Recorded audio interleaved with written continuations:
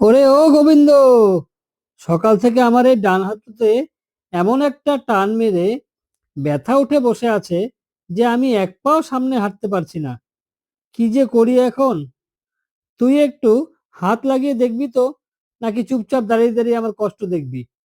তুই কোনো কাজের না, দেখছিস যে বয়স্ক লোকটার অসুবিধা হচ্ছে, আমি একটু কাজ করে এগিয়ে দেই, তা না, খালি চুপচাপ দাঁড়িয়ে দেখছিস আমার কষ্টটা। ও মন্ডল কাকা, কাকা, ও কাকা, তুমি হয়তো চিল্লাচিল্লি করো না তো।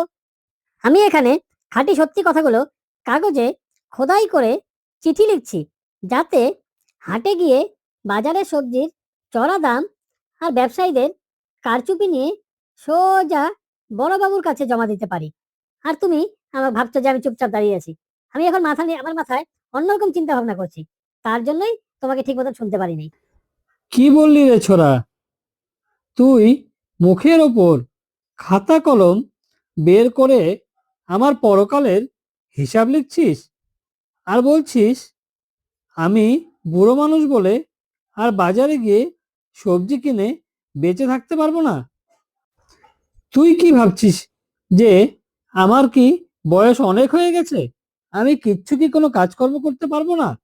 হ্যাঁ, কি যে বলিস!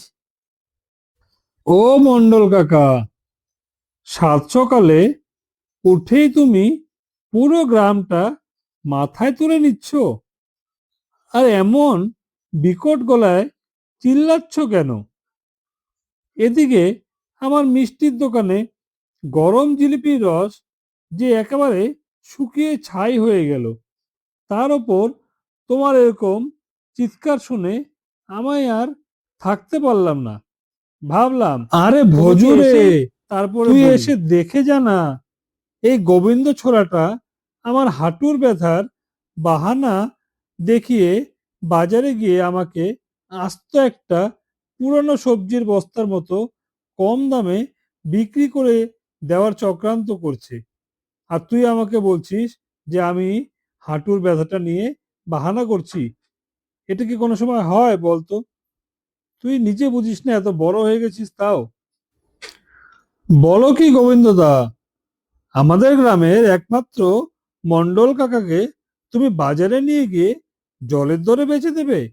এটা তো কোনো সভ্য মানুষের কাজ হতে পারে না। তোমাকে তো দেখে সেরকম টাইপের মনে হয় না, তোমাকে তো অন্য যথেষ্ট ভদ্রলোক বলেই মনে হয়।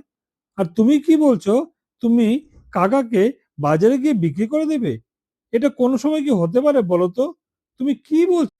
আরে বাবা রে বাবা, তোরা দুজন মিলে আমাকে একদম পাগল বানিয়ে ছাড়বি নাকি রে? আমি বলেছিলাম কাকা হাঁটুতে একটু সর্ষের তেল ভালো করে ডলে মালিশ করে দাও, তাহলে ব্যথাটা কেটে যাবে।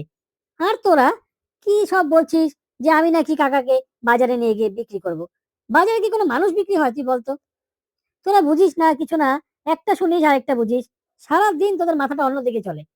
আগে ঠিক করে শুনে নে, তারপরে কথা বলবি, বুঝলি? কি বললি রে মুখপড়া?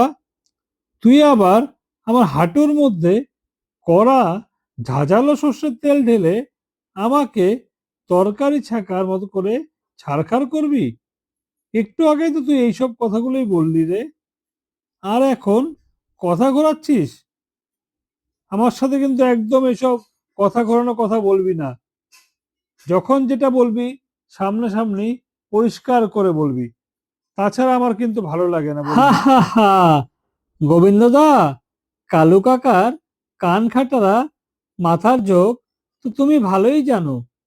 এবার কাকার হাতের বাঁশের লাঠির মার থেকে তুমি কেমন করে পানবাচ্চি দৌড়াও, সেটাই দেখার বিষয়।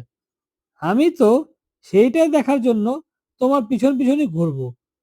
আর আমাকে তো ওরা কিছু করবে না, আমাকে তো সবাই ভালো করেই চেনে, আর তোমারটা তুমি বুঝে নিবা ভালো করে।